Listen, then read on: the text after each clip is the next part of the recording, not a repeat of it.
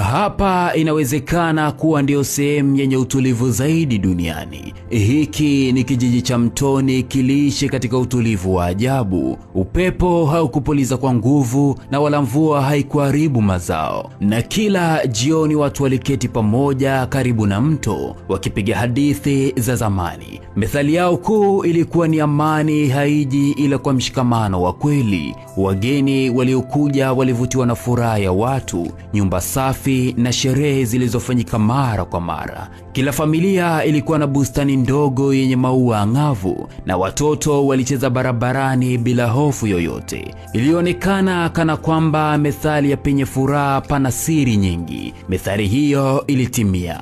Lakini jambo moja liliwashangaza wageni wachache waangalifu. Kila nyumba ilikuwa na mlango mdogo ambao ulifungwa kwa kufuli zito, na hakuna aliyezungumza kuhusu milango hiyo. Wenyeji walipohojiwa walitabasamu na kusema, maji ukiyavulia nguo basi sharti uyaoge. Kisha walibadili mada na kuendelea na stori nyingine. Kila jioni saa 2 usiku ikifika, milio ya kengele ilikuwa ikisikika kutoka katika mnara wa katikati ya kijiji hicho. Baada ya mlio huo hakuna mtu alionekana kuwa nje. Wageni walipojaribu kubaki nje basi waliambiwa kwa upole tu na kwa heshima kubwa. Hii ikiendana na methali isemayo, usipoziba nyufa basi utajenga ukuta. Kiongozi wa kijiji aliyejulikana kwa jina la Bwana Mnyonge hakuonekana hadharani, lakini kila mtu alitii maagizo yake. Kama neno la mwisho, alituma ujumbe kupitia wazee wa mitaa na hakuna aliyeweza kuhoji amri hizo. Waliokikosoa kijiji hicho walitangazwa kuwa wako kwenye safari ya mbali zaidi. Lakini wageni walipokuwa wakiondoka katika kijiji hicho cha Mtoni, walikumbuka kijiji hicho kama sehemu yenye utulivu na yenye furaha. Lakini waliokaa kwa muda mrefu walijua methali nyingi za siri ya kuwa upepo wa kweli ukifungiwa, amani ubaki kivuli tu.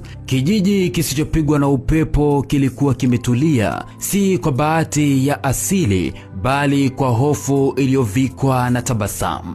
Najua hili litakutafakarisha sana na ukakosa majibu, lakini fahamu kwamba sio kila amani inayoonekana ni ya kweli. Mara nyingine hufichwa nyuma ya hofu, udhibiti wa habari na tabasamu za kifedha. Vyote hivyo vimo ndani. Hivyo ni vyema ukatafuta ukweli kuliko kuridhika na sura ya juu.